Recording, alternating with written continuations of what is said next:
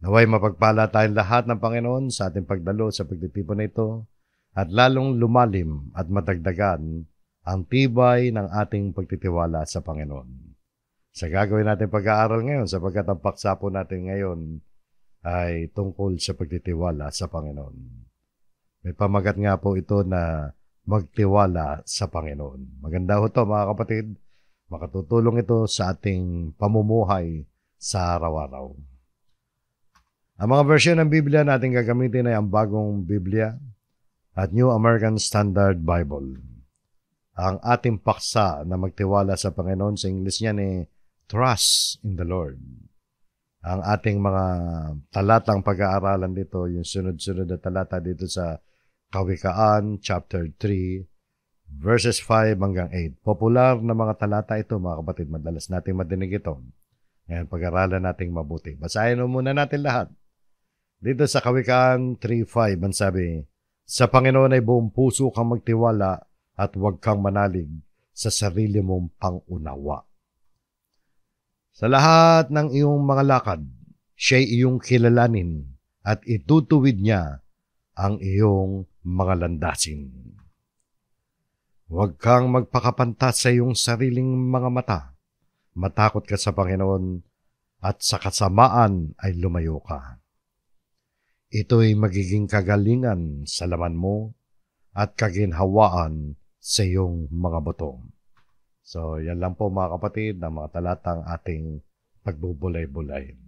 Tingnan po natin mga kapatid, yung mga talatang ating binasa. Alam niyo itong verse na to, verse 5, chapter 3, sa English niyan popular na popular yan. Madalas ko madinig yan, madalas ko makita sa mga posts sa social media. Trust in the Lord with all your heart and do not lean on your own understanding.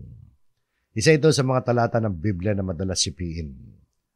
Nandito mga kapatid, makikita natin ang isang mahusay na payo para sa ating buhay habang tayo nabubuhay dito sa ibabaw ng lupa. Ang pangunawa ng tao ay palaging napapailalim sa pagkakamali. Madalas magkamali tayo. Kung ano ang mukhang tama, o minsan, akala natin tama na yung choices natin, ay maaring maging mali bandang huli. Ngunit nakikita ng Panginoong Diyos ang malaking larawan at lagi niyang alam kung ano ang pinakamabuti para sa atin. Kaya nga, sa Panginoon ay buong puso tayong magtiwala. Sapagkat siya ang nakakaalam kung ano ang pinakamabuti. Sabi nga rin, di ba? Sa Panginoon ay buong puso ka magtiwala. Pag sinabing sa Panginoon ay buong puso ka magtiwala, trust in the Lord with all your heart. Ang pagtitiwala sa Panginoon na buong puso ay nangangahulugan ng pagsuko ng ating mga plano sa Kanya, pati yung mga pangarap natin, at pagsuko ng mga kung ano man ang mga bagay na nakabibigat sa atin o nagdudulot sa atin ng mga kabalisahan. Maaring problema yan sa buhay, maaring pagkakasakit, kahirapan sa buhay. Ano man plano natin mga kapatid, no? Ano man ang pangarap natin, dapat isinusuko natin, isinusurrender natin sa ilalim ng kapangyarihan ng Panginoon. Yan yung yung sa Panginoon ay buong pusong nagtitiwala. Alam nyo, ito ay isang paanyaya sa bawat isa sa atin na mamuhay tayo ng magkahawak kamay sa lumikha sa atin. Para tayong naglalakad na hawak-hawak ang kamay natin ng Amang Diyos. Na kinikilala natin ang alin, ang kanyang soberanya. Tandaan niyo yung salitang yan, soberanya. Ano ba yung soberanya? Sa English niya mga kapatid, yung soberanya ng Diyos, no? Yung sovereignty of God. Ang ibig sabihin ng sovereignty mga kapatid, merong supreme power and authority. Dapat ay kinikilala natin ang soberanya ng Diyos. Ang soberanya ng Diyos ay naglalarawan ng kanyang ganap na kapangyarihan, supreme power and authority. Ganap na kapangyarihan at otoridad at kontrol sa lahat ng mga bagay. Ganyan ang dapat na maging paniniwala natin sa ating Diyos. Yan naman ang itinuturo ng banal na kasulatan na pag-aralan natin ang mga attributes ng Diyos. Kasama yan na ang ating Diyos, our God is a sovereign God, makapangyarihan sa lahat. Ito ay nangangahulugan na siya ay nagahari ng buo at walang hanggan at wala ni isang bagay sa sangkatauhan o sa buong nilikha ang hindi nasa ilalim ng kanyang kontrol. Lahat ng yan, mga kapatid, kontrolado ng Diyos, ipinahintulot ng Diyos, hindi mangyayari kung ayaw ng Diyos. Yan ang prinsipyo dyan, mga kapatid, na dapat nating paniwalaan para nang sa ganon, ang buong puso natin ay magkaroon ng pagtitiwala sa Panginoon. Para masunod natin yan. Sa Panginoon ay buong puso kang magtiwala. Yan ang kinakailangan natin, mga kapatid. Sa pagsasalarawan ng soberanya ng Diyos, itinuturing natin siyang, at talagang ganun ang kanyang kalagayan, siya ang puno ng lahat ng kapangyarihan. Hindi mababawasan ang kanyang kapangyarihan. Walang sino mang makatatapat sa kanyang ganap na kapangyarihan. Kaya tinatawag natin ang Diyos na makapangyarihan sa lahat. Maraming pagtuturo ang Biblia tungkol sa sovereignty of God, sa soberanya ng Diyos, kung kaya dapat natin siyang pagtiwalaan. Maraming mga talata tayo mababasa tungkol dyan. Isa na ito. Kumuha tayo na isa lang. Sapagkat ang dami niyan, mga kapatid. Sa awit 103:19 ang sabi, itinatag ng Panginoon ang kanyang trono sa mga kalangitan at nagahari sa lahat ang kanyang kaharian. So tingnan niyo, no, mga kapatid. The Lord has established His throne in the heavens and His sovereignty rules over all. Yung kanyang kapangyarihan ay siyang nagahari sa lahat. Ito ay nagsasaad, mga kapatid, na ang Diyos ay nagahari sa lahat ng aspeto ng nilikha at ang kanyang kapangyarihan ay sumasaklaw sa lahat ng mga bagay. Sa konteksto ng soberenya ng Diyos, ang tao ay inaasahan. Tayo, na nagsasabing mga sumasampalataya sa Diyos, inaasahan na sumunod tayo, sumampalataya tayo, at magtiwala tayo sa kanyang pangangasiwa. Magtiwala tayo na andyan ang Diyos. Kontrolado niya ang lahat ng mga bagay.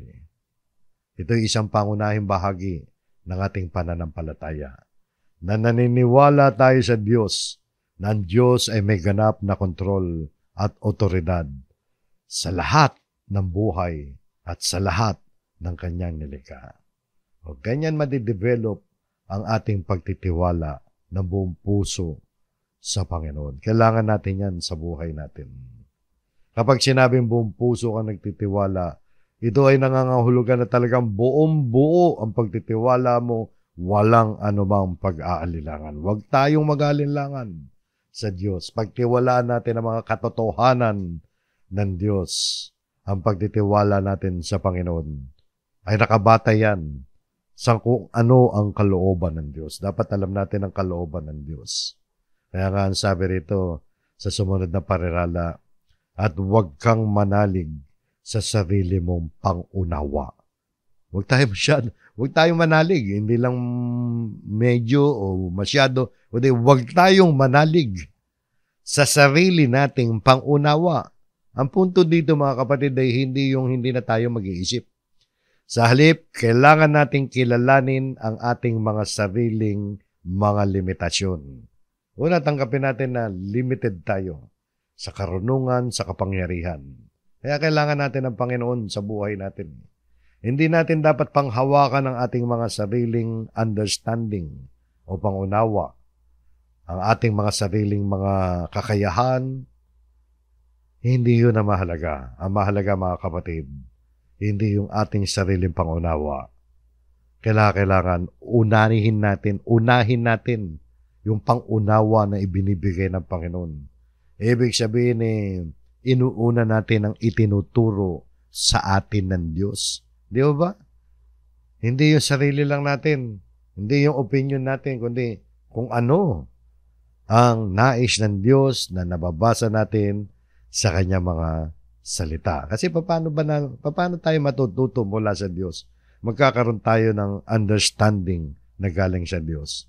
Kailangan natin ang salita ng Diyos. Huwag yung kung ano ang pangunawa natin, kundi kung ano yung sinasabi ng Diyos. Marami kasi mga kapatid, gumagawa lamang ng pangarap, gumagawa ng plano, tapos sasabihin na lang na nagtitiwala siya na ibibigay ito ng Diyos sa kanya. Alam niyo yun, yung mga claim ng claim. Ito plano ko sa buhay. Ito plano ko sa buhay. Ito gagawin ko. Ito bibiling ko. Ito ang i-acquire ko. Ito ang tatapusin ko. Magtitiwala ako na ibibigay sa akin ng Diyos yan. Dahan-dahan tayo mga kapatid. No? Kasi sa isang mundong punong-puno ng kawalang katiyakan, hindi natin tiyak ang mangyayari bukas. At komplikado ang buhay, ang ating karunungan bilang tao. Maaari magkulang tayo. Hindi lang maaari, talaga magkukulang tayo kung sa sarili lamang natin. Huwag tayong basta-basta na nasabihin natin, ito ibibigay sa akin ng Panginoon, ito ibibigay sa akin ng Panginoon. Karamihan dyan, yung mga material na bagay pa. Huwag ganon mga kapatid. Tingnan natin, suriin natin yung mga plano. Ito ba'y kalooban ng Diyos? Wala ba tayong nasasagasaan ng mga salita ng Diyos sa ating mga plano? Kaya nga mga kapatid, hinihikayat tayo na yakapin natin ang kapakumbabaan. Kapakumbabaan, yes. Na kinikilala natin na ang mga paraan natin ay iba ang paraan ng Diyos. Kinikilala natin na ang mga paraan at pag-iisip ng Diyos ay mas mataas kaysa sa atin. Kasi ganito yan, sabi nga sa Isaiah 55:9, sapagat kung paanong ang langit ay higit na mataas kaysa lupa, gayon ang aking mga pamamaraan ay higit na mataas kaysa inyong mga pamamaraan. At ang aking mga pag-iisip kaysa inyong mga pag-iisip. So, ganong kalayo ang ating pamamaraan sa pamamaraan ng Diyos. Ganon ang distansya natin. Mas mataas ang pamamaraan ng Diyos. Higit na mataas kaysa sa ating mga pamamaraan. Ang pag-iisip ng Diyos ay higit sa ating mga pag-iisip. Kaya kinakailangan natin dito, mga kapatid, magpakumbaba tayo sa harap ng Diyos. Huwag tayong manalig sa sarili nating pangunawa. Sa Panginoon ay buong puso tayo magtiwala. Alam nyo, kung i-apply natin yan, punta tayo sa application. Pangunahin na aplikasyon ng talatang ito, na buong puso tayo magtiwala, huwag tayo manalig sa ating sarili pangunawa, kundi manalig tayo, magtiwala sa Diyos ng buong puso. Ang pangunahing application nito sa buhay, mga kapatid, yung pinakamabigat na issue ng buhay natin. Ano ba ang pinakamabigat na issue ng buhay? Alam nyo kung ano? Ang kaligtasan ng ating mga kaluluwa. Number 1 yan, mga kapatid. Bago tayo pumalaot sa mga susunod na talata, bago natin ma-apply ito sa buhay natin, number 1, dapat ma-resolve ang pangunahing issue ng ating buhay, yung kaligtasan ng ating mga kaluluwa. Dapat matiyak mo na ikaw ay okay nga sa Diyos at ligtas ka nga. Ganap nating pagtiwalaan, buong puso nating pagtiwalaan ang Panginoon sa paraan na inuutos niya upang tayo ay maligtas. Iba ang tao, maraming paraan, iniisip, pero marami ron ay salungat doon sa pamamaraan ng Diyos. Magtiwala tayo sa itinuturo ng banal na kasulatan. Magtiwala tayo sa sinasabi ng salita ng Diyos na tanging si Jesus lamang ang daan upang tayo makarating sa Diyos. Wala nang ibang daan. Pag dumaan ka sa iba, hindi ka makakarating sa Diyos. Dahil sino man ay hindi makakarating sa Diyos, kundi sa pamamagitan lamang ng Panginoon Kristo. Dad na tayo ng mga aral tungkol dyan. At huwag natin kakalimutan yan. Dito sa pag-aaral natin na ito, mga kapatid, sa Panginoon ay buong puso kang magtiwala at huwag kang manalig sa sarili mong pangunawa. Paano mangyayari sa iyan kung hindi ka nag-aaral at salita ng Diyos? Magtiwala tayo ng buong puso sa mga pangako ng Diyos na nababasa natin dito sa banal na kasulatan. Mga pangako ng Diyos na kalakip ng ating pagsampalataya kay Kristo. na ililigtas tayo mula sa kaparusahan doon sa dagat-dagatang apoy at dadalhin tayo sa maluwalhating buhay na walang hanggan. Yan ang unang application yan. Yung pagtitiwala sa Diyos, ano yan? Sa buhay lamang na ito? Dito lang ba tayo? Di ba? Titiwala lang ba tayo ng buong puso sa Panginoon? At hindi tayo mananalig sa sarili nating pangunawa? Tungkol lang ba sa buhay na ito? Number 1 dyan, mga kapatid, ay hindi tungkol sa buhay na ito, tungkol sa kaligtasan natin. Magtiwala tayo sa sinasabi ng Diyos kung paano tayo maliligtas. Kaya panghawakan natin maigpit yung mga aral na nadidinig natin mula doon sa Ebanghelyo na itinuturo, Ebanghelyo ayon kay Juan, halimbawa sa mga sulat ng mga apostol, na tanging si Kristo lamang ang makapagliligtas sa atin. Kaya kapit tayo, mga kapatid, sa ating pananampalataya. So, yun ang unang application. Ang ikalawang application ito, kapag na-settle na natin, no? Kailangan i-settle muna natin ang pinakamalaking issue. Yung salvation natin. O ngayon, na-settle na natin, mga kapatid. Marami sa inyo, alam ko, nananampalataya na sa ating Panginoon sa Kristo. Tayo, nananampalataya na sa Panginoon. Kailangan natin i-apply ngayon to sa pang-araw-araw na buhay natin ngayon. Kaya nasabi ko, ito yung ikalawang application sa buhay natin araw-araw. Sa sumunod na talata nga, sabi, sa lahat ng iyong mga lakad, sa buhay na ito, sa lupa na yan, mga kapatid. No, kanina in general, pangunahin yung salvation. Pero kasama rin dito yung paglakad natin, pamumuhay sa araw-araw. Ang sabi rin, sa lahat ng iyong mga lakad, siya'y iyong kilalanin. Alam natin kapag sinabing mga lakad, ay tumutukoy yan sa mga pamamaraan ng ating pang-araw-araw na buhay. Di ba? Tingnan natin, sa araw-araw ng buhay, kinikilala ba natin ang ating Panginoon? Pag sinabing kinikilala natin ang Panginoon, nangangahulugan yan, mga kapatid, na ina-acknowledge natin, nire-recognize natin, tinatanggap natin ang Panginoon na kailangan natin sa ating paglakad sa araw-araw. Paano natin kikilalanin ng Diyos sa lahat ng ating mga lakad? Ang paraan ng pagkilala sa Diyos, ito mga praktikal, mag-aayon tayo ng mga praktikal na po pwede nating gawin na nagpapakita na ating kinikilala ang Panginoon sa araw-araw. Araw-araw yan, dahil sa lahat ng iyong mga lakad. Ibig sabihin, sa araw-araw ng buhay natin, kilalanin natin. O sa mga matagal na natin pagtuturo ng Biblia, hindi na ako magsasite ng mga talata. No? Pagpapaalala lamang po ito, mga kapatid, ang iaharap ko sa inyo, mga ilang mga pangunahing aspeto na maaring maging gabay natin sa pagkilala sa Diyos. Tingnan natin muna yung pareralang yan. Una, kung kumikilala tayo sa Panginoon, ikaw ba'y nananalangin araw-araw, kapatid? Panalangin. Ano ba yung panalangin? Alam natin ang panalangin. Paraan yan ng ating komunikasyon sa Diyos. Yan ang oras na nakikipag-usap tayo sa Diyos, nagpapasalamat tayo sa Diyos, humihingi tayo ng tawad sa Diyos, at humihingi tayo ng pag-asa sa Kanya. At mga kahilingan, marami tayong nagagawa sa panalangin. Yan napakahalagang pribileyo na ipinagkaloob sa atin. Kung kinikilala natin ang Panginoon Diyos sa araw-araw, dapat nananalangin tayo. Bahagi yan ng buhay natin bilang mga Kristiyano. Ikalawa, maring dito lang, no? 5 bagay lang naman to, mga kapatid. Maring meron pang iba. Pero ito, mga pangunahin to, di ba? Dapat ang Kristiyano ay nananalangin. Pagbabasa ng Biblia. Marunong siguro naman tayong lahat magbasa ng Biblia. Ngayon, kung no read, no write tayo, at least makinig tayo ng salita ng Diyos. Gamitin natin ang tenga natin. Pero sa panahon naman natin ngayon, bihira yung no read, no write, di ba? Ang Biblia, mga kapatid, alam natin, salita ng Diyos yan. Sa pamamagitan ng pagbabasa ng Biblia, masusundan natin. Masusundan natin ang mga turo, mga aral ng Diyos. Yung kanyang karakter, ang kanyang mga plano para sa atin.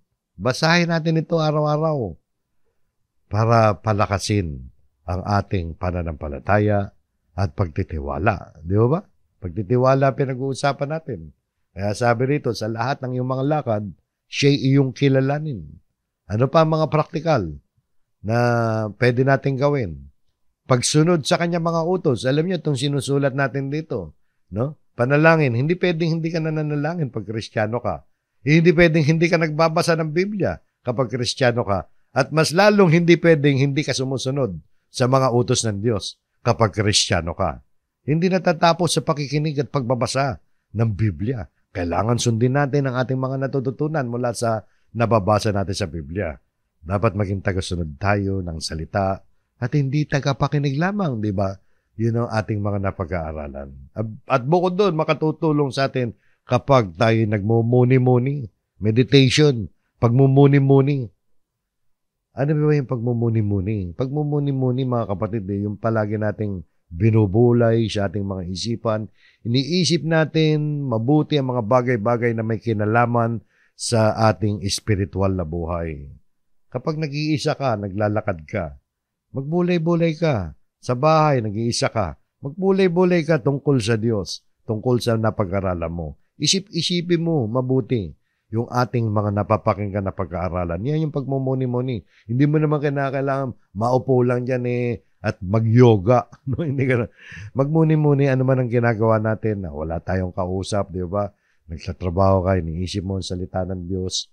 Alam kong hindi naman 100%, pero maganda yung talagang naglalaan tayo, isinasabay natin yan sa ating mga panalangin. Kung naglalaan tayo ng oras sa ating mga pananalangin. At ang yung ikalima, maring meron pa kayo ibang maisip, ito yung mga natutunan natin Di ba? Yung pagsama-samang pagsamba. Yan yung pagsamba na ating ginagawa ating araw ng linggo, online man o face-to-face. At kung may face-to-face, mga kapatid, priority natin ang face-to-face. Hindi tayo dapat nag-a-absent dyan. Ang pagsamba sa Diyos, kasama ang ibang mga Kristiyano ay nagbibigay daan sa pagtataguyod ng community at pag-uusbong ng pananampalataya. Magkakaroon tayo ng fellowship, di ba?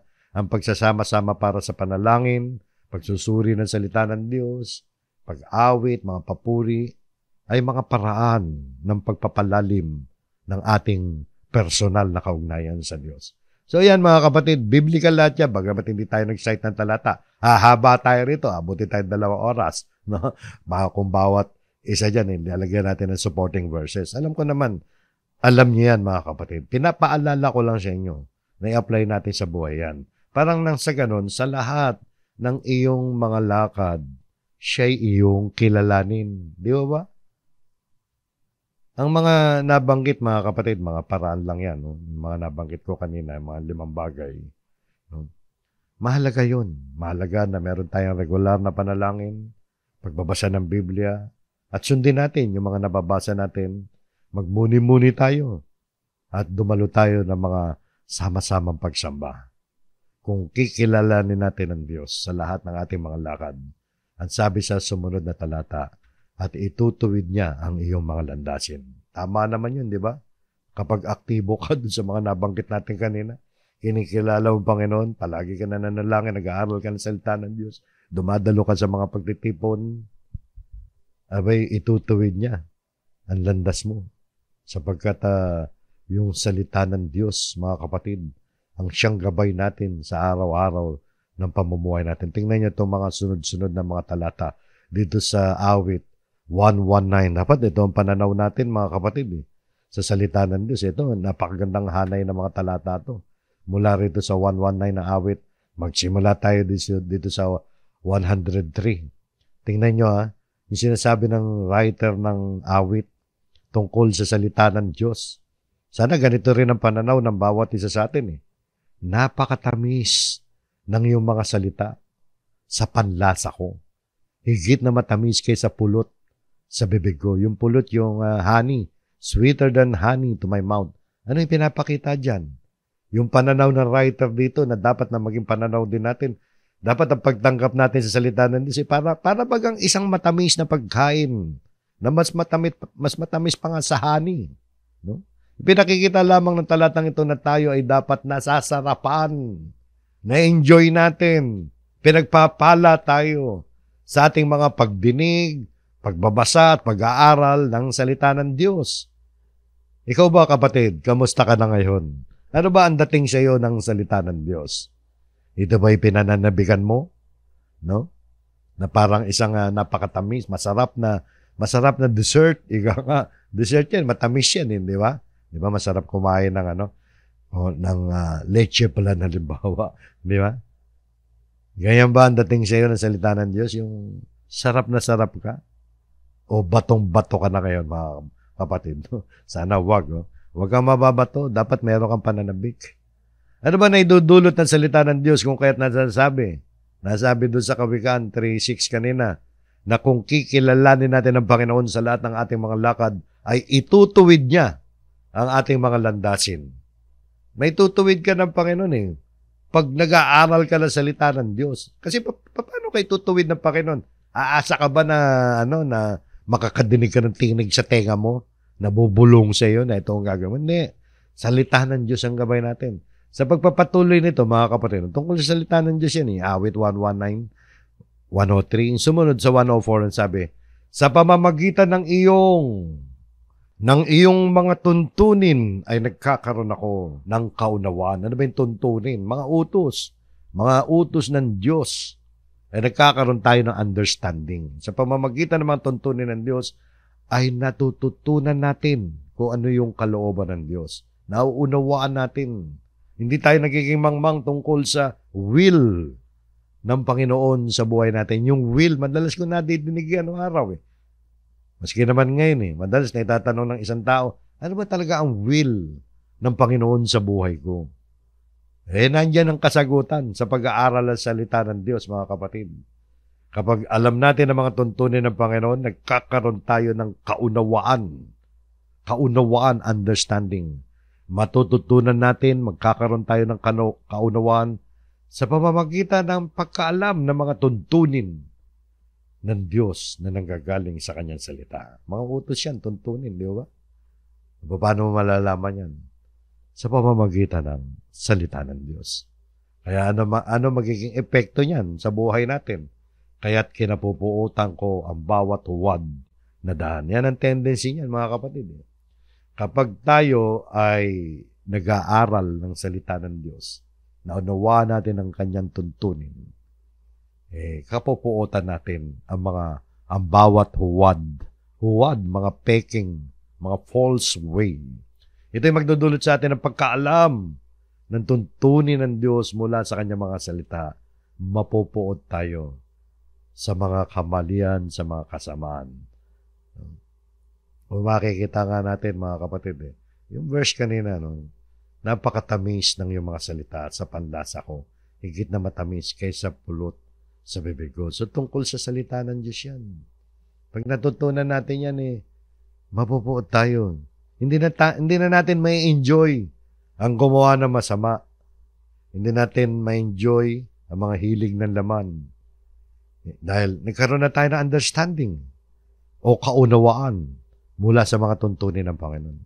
Hindi ka na masisiyan o may enjoy na gumawa ng masama o maaaliw. Halimbawa, sa paglalasing, hindi ka na maaliw sa paglalasing. Hindi ka na maaliw sa pagnanakaw, sa pangangalunya. Hindi ka na maaliw sa pakikipid at sa iba't ibang mga pamumuhay sa pagkakasala. Mawawala ka na ng taste doon. Bakit? Kapupuutan ko ang bawat huwad na daan. Napupuot ka na So nakita niyo, napupuot ka na saan? Sa kasamaan, sa kasalanan. Yan ang idudulot sa atin ng kaunawaan natin sa mga tuntunin ng Diyos. Saan natin makikita yan? Matututunan sa mga salita ng Diyos. Kaya nga sabi rito, mga kapatid, yung sumunod na verse dyan, ilawan sa aking mga paa ang salita mo at liwanag sa landas ko. Kaya parang yan mga kapatid, imagine niyo naglalakad kayo sa dilim. Para ka may headlight. Ang headlight mo, ang salita ng Diyos. Nagliliwanag yung ating mga dadaanan sa pamamagitan ng pagkaunawa natin sa mga tuntunin ng Diyos. Kahit naglalakad tayo dito, naglalakbay tayo dito sa madilim na sanlibutan ito, may ilaw, di ba? Kumbaga sa sasakyan, naglalakbay ka sa probinsya, walang kailaw-ilaw, pero ang lakas naman ng headlight mo. Abay, malalayo ka sa aksidente. Nakadaan na kayo doon? mga kapatid, sa isang mahabang highway na pag wala sasakyan, ang dilim-dilim.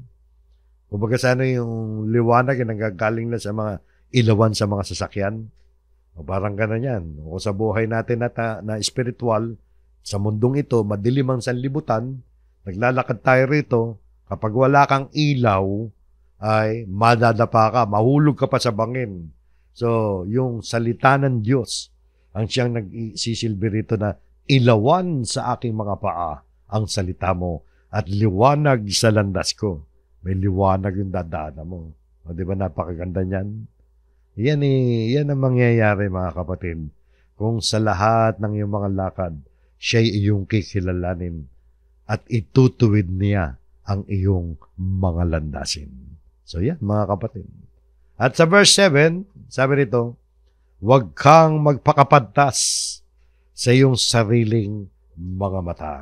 Huwag kang magpakapantas. Huwag mong titingnan na matalino ka, no? Na hindi mo na kailangan ang karunungan mula sa salita ng Diyos.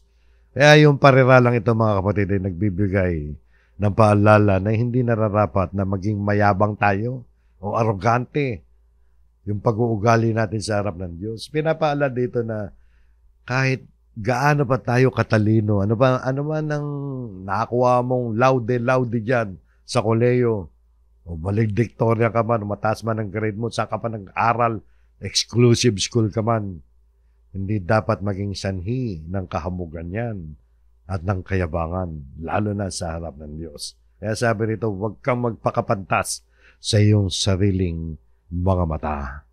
Ito ay nagtuturo ng kahalagahan ng kababaang loob at pagsunod sa kalooban ng Diyos. Pagpapasakop yan sa Diyos.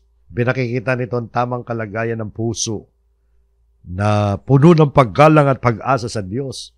Yung pag-asa natin na nasa Diyos, hindi doon sa kung ano yung na-achieve natin sa buhay na ito. Na siyang ang Diyos, siyang nagbibigay sa atin ng lahat ng karunungan at pag-unawa. At ang payo rito, matakot ka sa Panginoon at sa kasamaan ay lumayo ka. Matakot. Dalawang bagay yan, ha? Matakot sa Panginoon, number 1. Number 2, sa kasamaan ay lumayo ka. Hindi ka makakalayo sa kasamaan kung wala kang takot sa Diyos. At kung ikaw ay may takot sa Diyos, ihahatid ka nito na lumayo ka sa kasamaan. Magkasama yan di ba? Pagbali-baligtarin mo, kahit ano mauna dyan, magkasama dyan, matakot ka sa Panginoon, lumayo sa kasamaan. Ang lumalayo sa kasamaan, yung mga taong may takot sa Panginoon. So yan mga kapatid. Paano ba mangyayari yan? No? Kailangan matakot tayo sa Diyos. Kailangan din natin matakot sa Diyos. Alam natin, ang Diyos ay pag-ibig. No? Ang Diyos ay mapagmahal. Punong-puno ng kagandahang loob. Kaya nga isinugo niya ang kanyang bugtong na anak. Pero wag natin kakalimutan na magkaroon tayo ng takot sa Diyos. Literal man na takot yan o hindi. Maganda nga, literally matakot ka para hindi ka gumawa ng kasamaan. Sapagkat dapat natin makilala hindi lang ang pag-ibig ng Diyos, hindi lang ang kabutihan ng Diyos. Dapat makita rin natin ang Diyos natin ay mabagsik na Diyos. Sabi dito sa Roma 11:22, masdan mo nga ang kabutihan at ang kabagsikan ng Diyos. So dalawang bagay meron sa Diyos. Mabuti siya kung mabuti pero mabagsik siya kapag dapat kang kabagsikan. Ang kabagsikan ay sa nangahulog. Nangahulog yan sa pananampalataya. Pag binasa niyo yung konteksto niyan. Dapat ang kabutihan ng Diyos ay sa iyo kung mamamalagi ka sa kanyang kabutihan. Sa ibang paraan ay ikaw man ay puputulin. Yung context niya mga kapatid yung mamamalagi sa kabutihan. Ibig sabihin, namamalagi ka sa pananampalataya.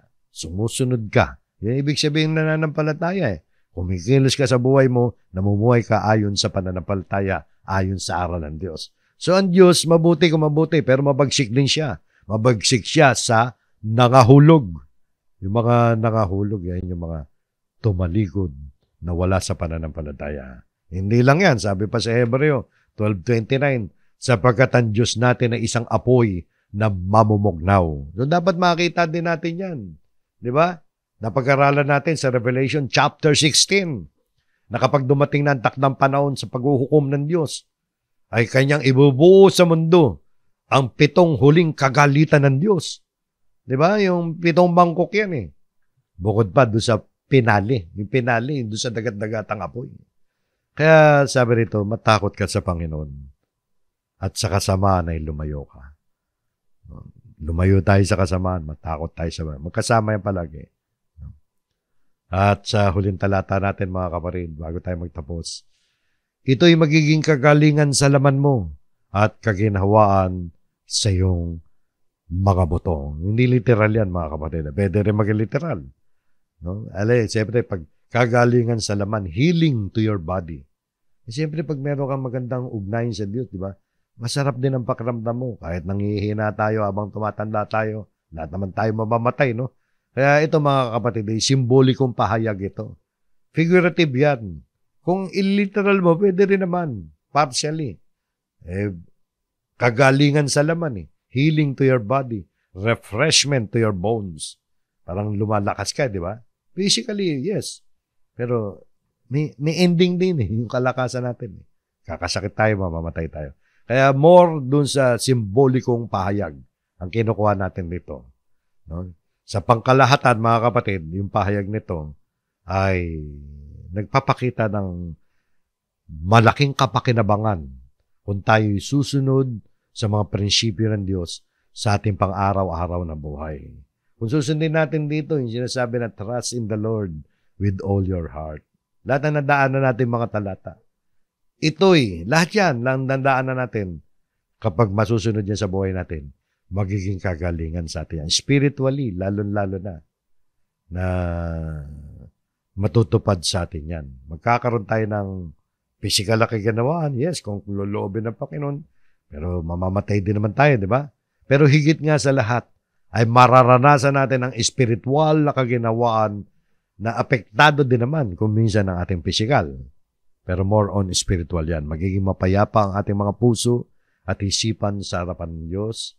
Madali tayo makakaiwas sa mga kapahamakan at kasamaan dulot ng kasalanan at hindi tayo pababayaan ng Panginoon kung tayo ay nagtitiwala sa Kanya ng buong puso.